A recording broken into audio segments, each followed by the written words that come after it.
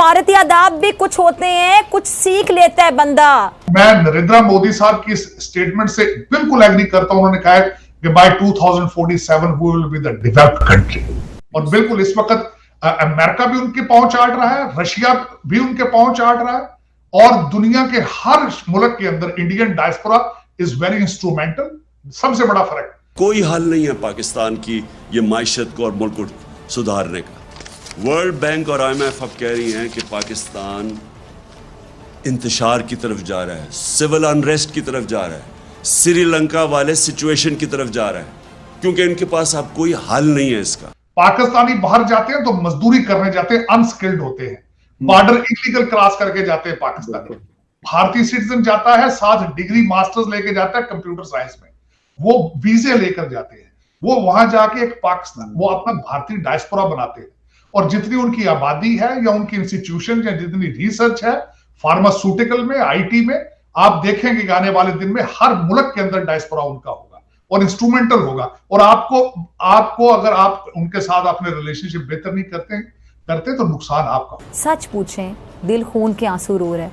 ये हैं हमारे लीडर, ये हैं हमारे नुमाइंदे, जिनकी बॉडी लैंग्वेज देखकर इन्हें आप देख लें कि कोई मिस्टर बीन से तशबीह दे रहा है और कोई इन्हें चार्ली चैपलिन करार दे रहा है, जो कि अफसोस की बात है हमारे लिए।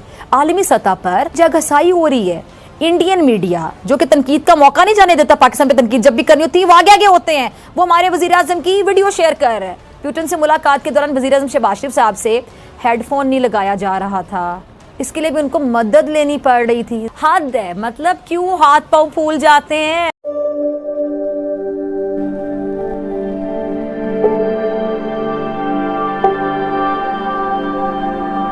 इस वक्त बिल्कुल गलत होगा कि अगर आप अपना भारत के साथ और बांग्लादेश के साथ कंपैरिजन करें। आपको चाहिए छोड़ दें, आपका कंपैरिजन इस वक्त अफगानिस्तान के साथ है। वो वजह यह है कि आप खासा फरमाते हैं कि वो आपको जिहाद के लिए तैयार कर रहे हैं, खान साहब कहते हैं कि तबलीग करो जाके, मैं आपकी जिहाद के लिए ट्रेनिंग कर रहा हूं। तो यही ट्रेनिंग जिहाद की अफगानिस्तान में हो रही है और आपकी डायरेक्शन काबुल है, आपकी डायरेक्शन इज नॉट इंडिया और आपका नॉट कंपैरिजन विद बांग्लादेश।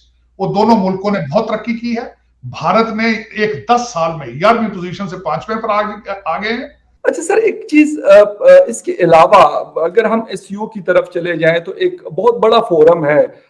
ये लग रहा था कि शायद नरेंद्र मोदी जी से शहबाज शरीफ साहब की शायद हेलो हाय हो जाए, या फिर हम अपनी जो हटधर्मी की पॉलिसी में, इसलिए कह रहा हूं सर कि इस वक्त हमें जरूरत है जिस चीज की, उसके बावजूद हम लगे हुए, कभी हम कहते हैं कि कश्मीर लेके देंगे, हम कभी कहते हैं कि हम ये लाल किले को फतह करेंगे, और कभी कहते हैं ये करेंगे, वो कहते हैं हम अपना काम कर रहे हैं, अपनी इकोनॉमी के ऊपर फोकस्ड हैं और हिंदुस्तान को हम मैन्युफैक्चरिंग हब बनाएंगे।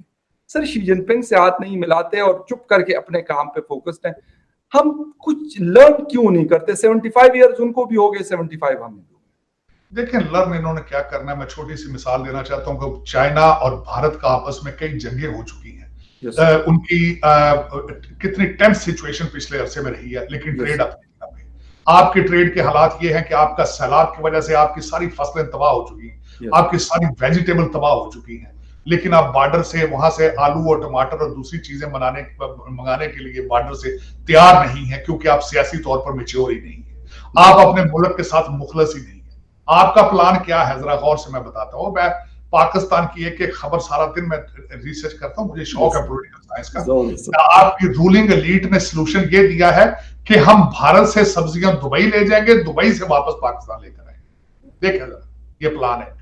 ये कहते हैं कि हमें सऊदी अरेबिया भी उस तरह हेल्प नहीं कर रहा, हमें चाइना भी उस तरीके से हेल्प नहीं कर रहा।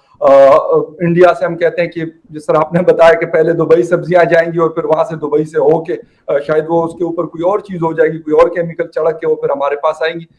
तो सर, हम अगर चाइना हमारा जिसे कहते हैं कि ऑल वेदर फ्रेंड हम उसको कहते हैं, सऊदी अरेबिया भी काफी उन्होंने हेल्प की भी, लेकिन हम खुद क्यों नहीं कर पाते कुछ, और खुद क्यों नहीं अपनी डायरेक्शंस बनाना चाहते? मैं बल्कि फखर साहब यही कहने वाला था, दुनिया आपकी मदद करे लेकिन पाकिस्तानियों की मदद क्यों नहीं करना चाहते? हमारी फॉरेन पॉलिसी अभी अमेरिका ने जिस तरीके से F-16 के पार्ट्स के हवाले से $450 मिलियन का जो ग्रांट था वो रिलीज किया है, अप्रूवल उसकी मिली है, उस पे हिंदुस्तान ने कहा कि हमें कंसर्न्स है।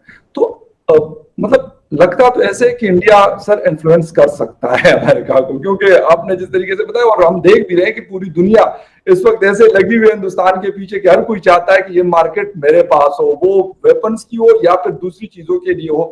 क्या देख रहे सर हमारी फॉरेन पॉलिसी इस वक्त कुछ मतलब कर सकती है थोड़ा बहुत, या बिल्कुल ये भी लेटी हुई है? नहीं, मैं आपको पहले तो मैं फॉरेन पॉलिसी तो आपको बिल्कुल नहीं कुछ कर सकती, क्योंकि आपकी पोजीशन क्या है। आप जहां जाते हैं पैसे मांगते हैं जी। एक फकीर मांगने वाले का और एक कस्टमर की क्या इसको कंपेयर कर ले। भारत जहां जाता है कस्टमर एज ए कस्टमर जाता है, वो चीज खरीदने जाता है, बल्कि बांग्लादेश को वो इमदाद देते हैं, कर्जे देते हैं। आप जहां जाते हैं पैसे मांगते हैं। आपके वज़ीर आज़म ने तकरीरों में भी बता दिया। तो एक फकीर रोजाना जब दरवाजे पे आ जाए तो किस तरह लोग उसको ट्रीट करते हैं। That's exactly how the people the world is treating. हमारे शहबाज शरीफ साहब ने एक दिन फरमाया कि मैं अब खलीजी मुल्कों में भी फोन करता हूं तो वो समझ जाते हैं शायद मैं पैसे मांग रहा हूं। तो वो यही आगे this is what your foreign policy is. उन्होंने खुद ही डिफाइन कर दिया हमारी फॉरेन पॉलिसी, बिल्कुल यही फॉरेन। अब उसके कंपैरिजन उसका मैं भारत के F-16 के बारे में बड़ी डिटेल बताऊंगा, क्योंकि अमेरिका इन्वॉल्व है। I am sitting in Washington. देखिए भारत की फॉरेन पॉलिसी या उनको अपनी इकोनॉमिक ग्रोथ के ऊपर इतना उनको फख्र है, इस चीज का इतना घमंड है उनको कि उन्होंने अगले दिन स्टेटमेंट दी है कि हमें अमेरिका को चाहिए था, हमसे पूछ के पाकिस्तान को देता। उसकी क्लैरिफिकेशन देखिए अमेरिकन ने दी है आगे, वो देखें सुनने वाली बात। उन्होंने अमेरिकन ने क्लैरिफिकेशन दी है कि हम F-16 जो पाकिस्तान को जो कर रहे हैं अपग्रेड, उसमें कोई ऐसी चीज नहीं लगाएंगे जिससे खित्ते में कोई नया खतरा पैदा हो। मतलब यह है कि पाकिस्तान के पास कोई ऐसी ऑफेंसिव चीज आ जाए जो भारत के लिए जो अच्छी ना हो, हम नहीं देंगे, सिर्फ अपग्रेड करेंगे सिस्टम। और साथ उन्होंने क्लैरिफिकेशन दी। साथ ही उन्होंने ये भी कहा है कि भारत को इससे खतरा महसूस नहीं होना चाहिए। भारत के पास राइफल तैयारे जो हैं वो F-16 से बेहतर है। F-16 3.4 जनरेशन है, जो राफेल है 5.4 जनरेशन है। और दूसरा बल्कि उन्होंने यहाँ पे मीडिया में जो एक आर्टिकल मैंने पढ़ा, उन्होंने कहा MiG 2000 जो है वो भी F-16 का मुकाबला कर सकता है, जो ओल्डर वर्जन है। आपके पास 82 इस वक्त F-16 है। थोड़ा सा सबक सिखाने के लिए उन्होंने पाकिस्तान के साथ किया, वरना पाकिस्तान की ना फॉरेन पॉलिसी थी, ना है, ना होगी। क्योंकि उसकी वजह यह है आप मुआशी तौर पर आजाद नहीं है। आप जहां जाते आप करप्ट तरीन है, दुनिया को पता चल चुका है। आपने बहुत तरक्की की है लेकिन पाकिस्तान के अंदर नहीं की, आपने दुबई और लंदन में तरक्की की। ये आप क्या ख्याल है, जो लोग कंप्यूटरों पे जो आपकी बातें सुन रहे हैं, जो आर्टिफिशियल इंटेलिजेंस के मूजद हैं, उन्हें नहीं पता कि आप क्या कर रहे हैं? आपके अकाउंटों के बारे में उनको कोई अंदाजा नहीं, सब पता है। रूसी सदर पुतिन और तैयब उर्दवान समेत दीगर रहनुमाओं को उज़्बेकिस्तान की सौगात पेश की गई। हमारे वज़ीर आज़म साहब को भी मौका दिया गया कि जनाब आगे आ जाएं। मतलब वो पीछे कहीं थे तो उन्हें भी मौका दे दिया गया कि भी आप भी आएँ और ले लें, जिसको मुस्लिम लीग नून तवज्जो करार दे रही है। अब आप खुद फैसला कर लें। कितनी अहमियत और कितना मुकाम दिया गया हमारे वज़ीर आज़म साहब को। अच्छा, इससे पहले भी अक़वाम मुत्तहिदा के जो सेक्रेटरी जनरल हैं उनके बाजू खींचते हाथ पकड़ते दिखाई दिए जैसे कोई बच्चा मेले में अपने पापा के साथ गया हो तो इस तरह की हरकत कर रहा हो। अब वो कह रहा हो कि जी अब इधर लेना है, ये लेना है, वो लेना है, इधर चलें उधर चलें, कहाँ जाएं, इधर देखें उधर देखें। मतलब हद है। सिफारती आदाब भी कुछ होते हैं, कुछ सीख लेता है बंदा।